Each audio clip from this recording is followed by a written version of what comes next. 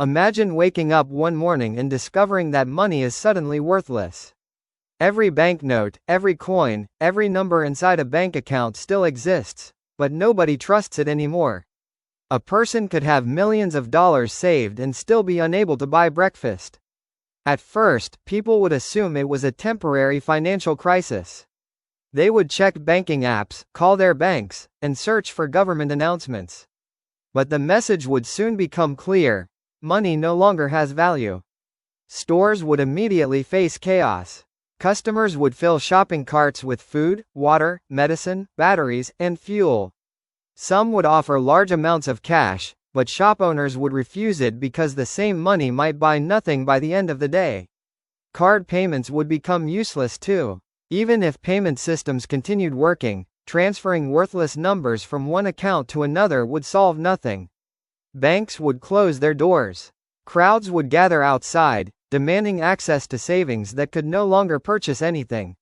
Stock markets would collapse, pensions would disappear, and salaries would become meaningless overnight. Millions of people would stop going to work. Why would a delivery driver transport goods for a wage with no value? Why would a cashier remain behind the counter? Why would factory workers continue producing products they could not afford to buy? The modern economy would begin freezing almost immediately. Food might still exist in warehouses. Fuel might still remain in storage tanks. Medicine might still sit inside factories. But the systems used to distribute those supplies would be breaking down. People would quickly search for things that still had practical value. Food, clean water, medicine, fuel, tools, batteries, gold, and safe shelter could become more valuable than any currency. A farmer with crops might suddenly be wealthier than a former billionaire. A mechanic could exchange repairs for food. A doctor might receive fuel in return for treatment. Families could trade clothing, equipment, or labor for basic supplies. Barter markets would appear in streets, schools, and empty parking lots. But trading would be difficult. How many bottles of water should equal one bag of rice? How much medicine should someone receive for repairing a vehicle? Every exchange would require negotiation, and desperate people could be easily exploited. Governments would try to restore order.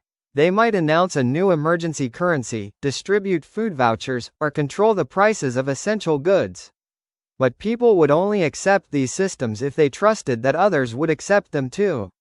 That is the hidden power of money. A banknote has no natural value.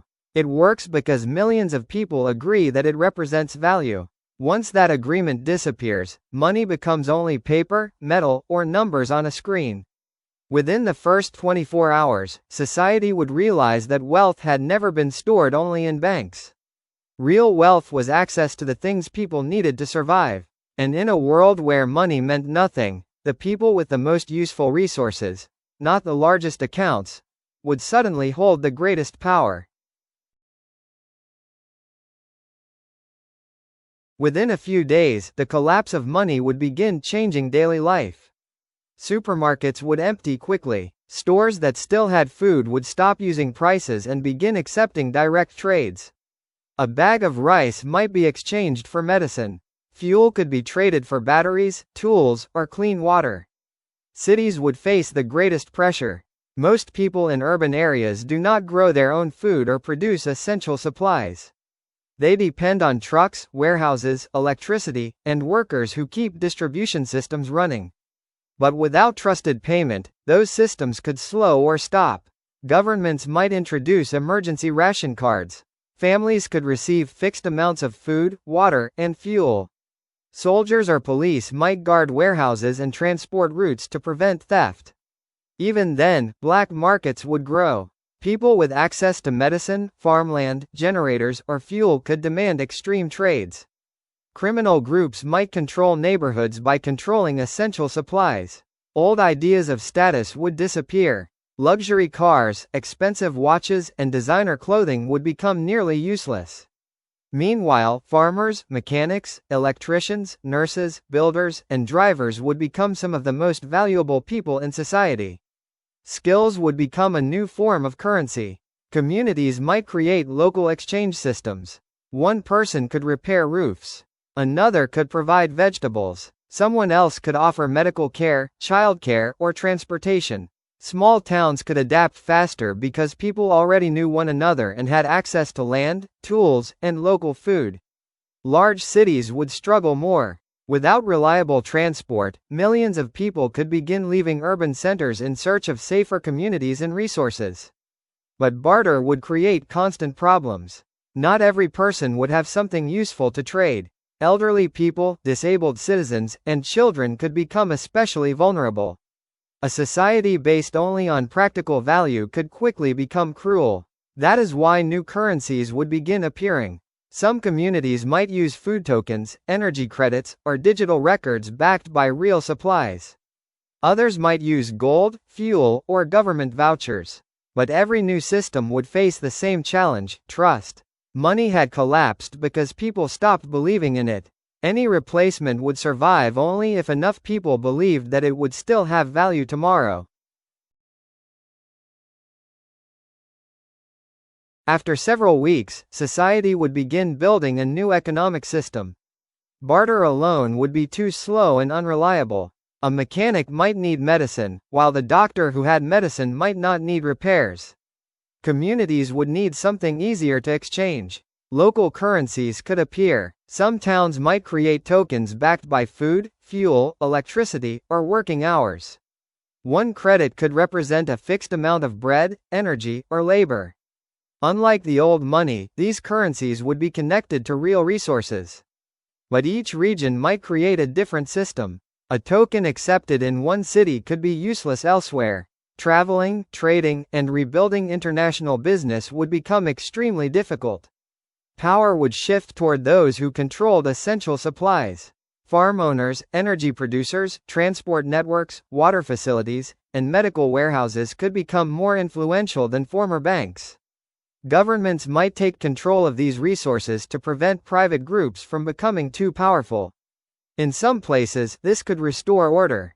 In others, it could create authoritarian rule. A government controlling food and fuel could reward loyal citizens and punish critics. People might be forced to work in exchange for basic supplies. Freedom could become less important than access to survival.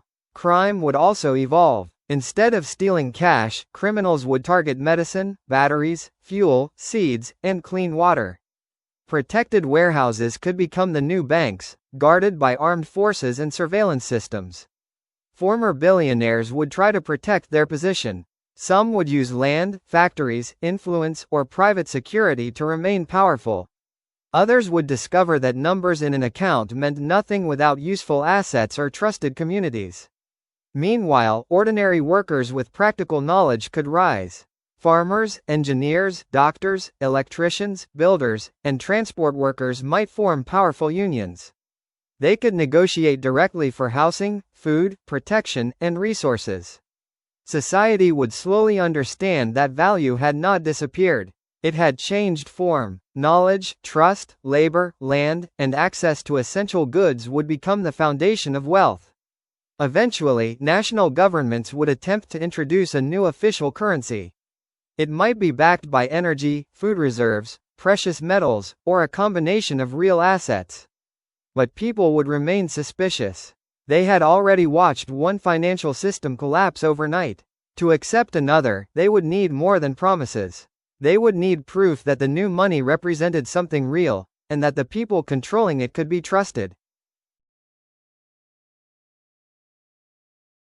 Months after the collapse, the world would no longer look the same. Large cities might be smaller, local communities more important, and essential workers more powerful. People would depend less on distant systems and more on nearby farms, workshops, clinics, and energy sources. Eventually, governments would try to introduce money again. The new currency might be backed by food reserves, electricity, fuel, gold, or other real resources. Leaders would promise that it could not lose value as easily as the old system. But trust would return slowly. People who had lost savings, pensions, homes, and businesses would not accept another currency simply because a government printed it. They would want proof that it could still buy something tomorrow. Some communities might refuse national money completely. They could continue using local credits, barter, shared supplies, or systems based on hours of work. Other regions might create digital currencies connected directly to energy or production. The result could be a world with many different forms of money instead of one dominant system. Old wealth would also be judged differently. Owning expensive objects would matter less than owning farmland, clean water, tools, useful technology, or knowledge. A person who could grow food, repair machines, build shelter, or treat illness might be considered richer than someone who once controlled millions in financial assets. But the new world would not automatically become fair. People with control over resources could become extremely powerful. Governments, corporations, or armed groups might dominate food, fuel, and medicine. Without strong laws, survival itself could be used as a weapon. Humanity would eventually rebuild an economy because large societies cannot function through barter alone. But the lesson would remain. Money has value only because people trust it. The moment that trust disappears, numbers in a bank account, paper in a wallet, and prices on a screen can become meaningless. So, what if money suddenly became worthless? The world would not lose all value. Food would still matter. Skills would still matter. Labor, land, health, safety, and trust would still matter. Money would disappear, but value would remain. And humanity would be forced to remember that money was never wealth itself. It was only a promise that wealth could be exchanged.